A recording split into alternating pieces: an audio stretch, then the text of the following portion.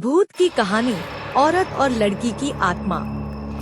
साल 1950 का यह एक चौंकाने वाला किस्सा रानी बाजार का है।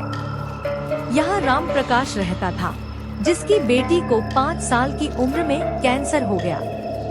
कई डॉक्टरों को दिखाने और इलाज कराने पर भी उसमें किसी तरह का सुधार नजर नहीं आया। होते होते एक रात कैंसर ने उसकी जान ले ली। उस बच्ची की जान रात को करीब 1 बजे गई थी। उसी रात को पास के ही एक गांव की महिला मोहिनी को एक ट्रक ने टक्कर मार दी थी। मोहिनी के परिवार वालों ने पूरी विधि के साथ उसे अंतिम विदाई दी।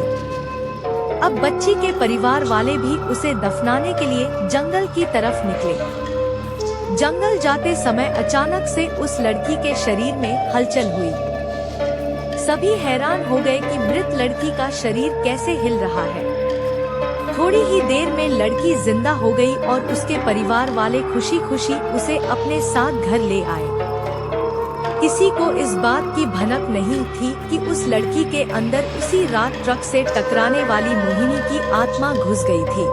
बच्ची जब से मौत से लौट कर आई थी, तब से ही उदास और चुपचाप एक कोने में बैठी रहती थी। एक दिन उसकी माँ ने उसे खुद अपने हाथों से खाना खिलाया और मामा के घर लेकर जाने की बात कही। खाना खिलाकर उसे अच्छे से तैयार करके वो उसे अपने मायके ले गई। रास्ते में वो बच्ची जैसे ही उस ट्रक के हादसे वाली जगह पहुंची, तो उसने अपनी माँ को कहा कि मेरा गांव इधर है।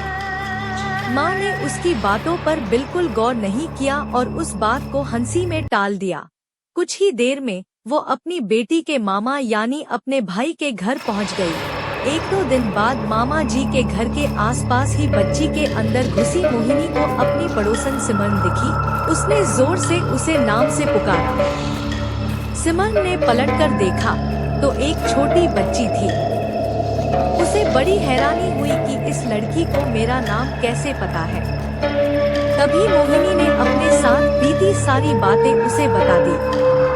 उसने कहा कि मेरे परिवार वालों ने मेरी मौत से ही पहले मुझे जला दिया था, इसलिए मेरी आत्मा भटक रही है। उसी दिन इस लड़की की भी मौत हो गई थी, तो मैं इसके शरीर में घुस गई।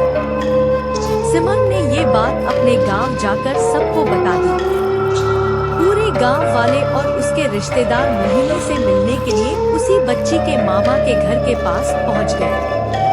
उस लड़की के अंदर रह रही मोहिनी की आत्मा ने सबको एक एक करके पहचान लिया। कुछ देर बातें करने के बाद वो अपने परिवार वालों के साथ अपने घर चली गई। अब उस लड़की की माँ बच्ची को घर में न देखकर परेशान थी। जब उसे पता चला कि वो कुछ लोगों के साथ दूसरे गांव गई है, तो वो उसे बुलाने के लिए चली गई। अपने परिवार के साथ खुश मोहिनी ने वापस आने से मना कर दिया।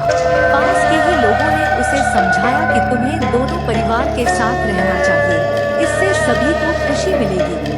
तुम किसी एक परिवार को दुखी नहीं कर सकती हो।